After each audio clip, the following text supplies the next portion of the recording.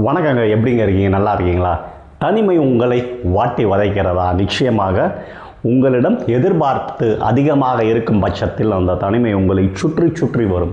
எதிர்பார்ப்பு என்பது உங்கள் மனைவியின் மீது இருக்கலாம், உங்கள் தந்தையின் மீது இருக்கலாம், உங்கள் அன்னையின் மீது இருக்கலாம், உங்களை சுற்றியுள்ள சகோதர சகோதரிகளின் மீது இருக்கலாம், உங்கள் உறவுகளின் மீது இருக்கலாம், உங்கள் நண்பர்களின் மீது இருக்கலாம்.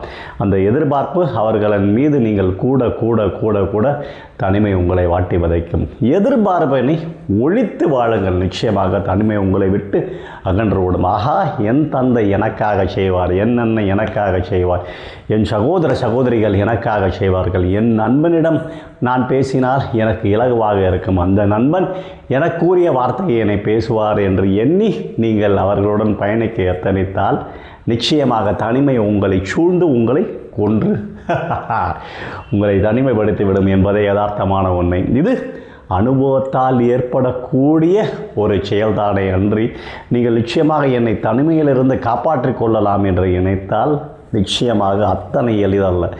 அனுபவம் இல்லாதவர்கள் இந்த தனிமையில் போராடி போராடி இறந்தே விடுகின்றனர். ஆகையால் இந்த தனிமையினை அகற்ற நீங்கள் செய்ய வேண்டியது ஒன்றுதான். என்ன செய்ய வேண்டும்?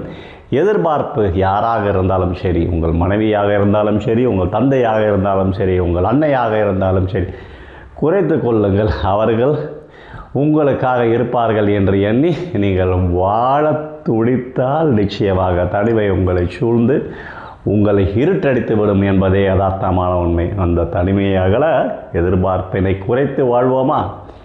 செய்வீரா?